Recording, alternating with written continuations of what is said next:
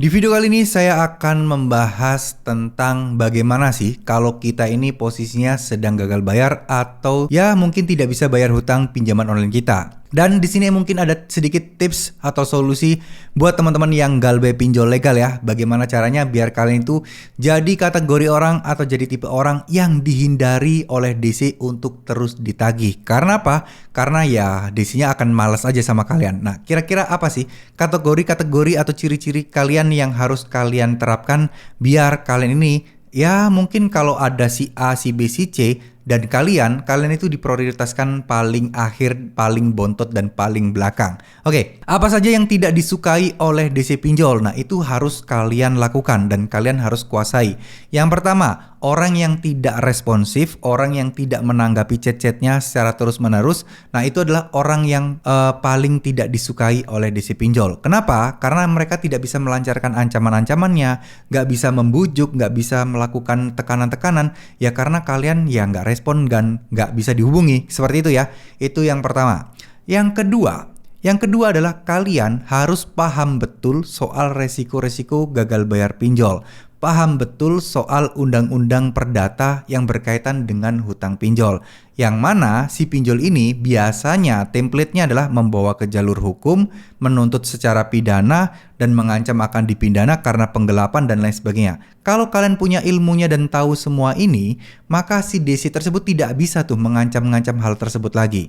Dan tidak bisa banyak bergerak juga tentunya. Gak bisa mengancam ini, gak bisa mengancam ini. Karena mereka tahu kalian paham betul resiko dan hukumnya. Artinya, mereka mau gimana pun juga, kalau teman-teman tidak ada uangnya, ya mereka pasti sadar gak bakal ini orang mau bayar. Karena dia sudah tahu hukumnya, bahwa kalau utang piutang kayak gini, gak bakal bisa masuk ke pidana.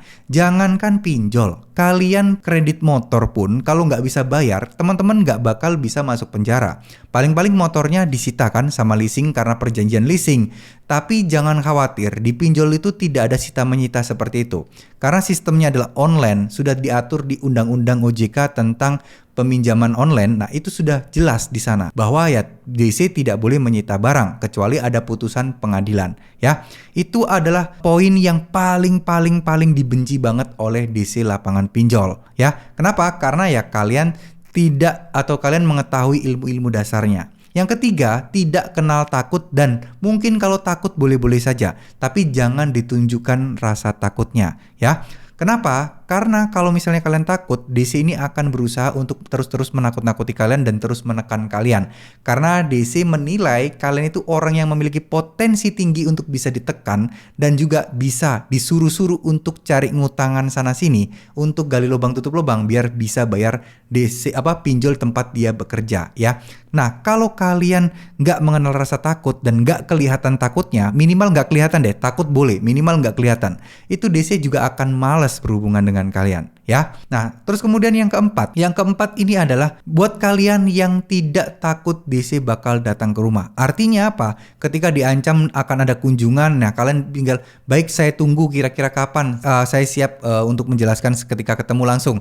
Nah, orang-orang seperti ini DC juga makin bingung. Waduh, sesuatu hal yang ditakuti kebanyakan orang yang galbay, dia malah malu menunggu, dia malah mau berharap segera ketemu dengan DC-nya. Nah, ini gimana nih? DC kan jadi sia-sia, mau datang ke rumah kalian keluar transport, tapi ujung-ujungnya juga kalian gak takut dan kalian gak mau bayar, ya sama aja bohong, ya. Mereka justru akan memilih mengincar orang-orang yang lebih gampang untuk ditekan, lebih kemungkinan tinggi untuk membayar dan lain sebagainya. Nah, yang kelima, jadilah orang yang sedikit bersikap bodoh amat. Dengan teman-teman bersikap bodoh amat, insya Allah semuanya pasti akan beres. Karena kalian tidak peduli apapun yang terjadi dan pasrah begitu aja, maka DC pun juga bakal males. Ini orang harus diapain lagi nih biar orang ini bisa bayar, ya. Jadi itulah kelima tips atau kelima hal yang membuat DC pinjol itu males banget nagih ke kalian lagi.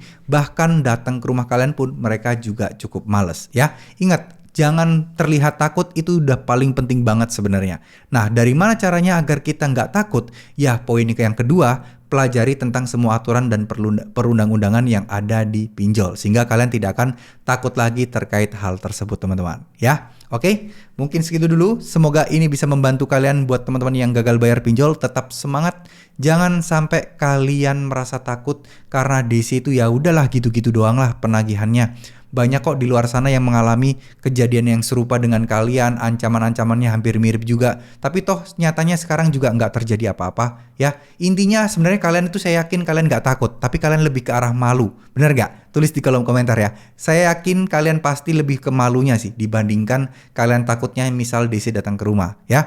Untuk itu kalian harus bener-bener bisa mencari solusinya. Apa sih yang membuat kalian nggak malu? Kira-kira bagaimana sih kalau kita malu itu solusinya bagaimana? Nah itu kalian sendiri yang bisa jawab. Karena saya yakin tiap orang beda-beda nih kadar malunya. Oke, terima kasih. Mohon maaf jika ada salah-salah kata. Wassalamualaikum warahmatullahi wabarakatuh.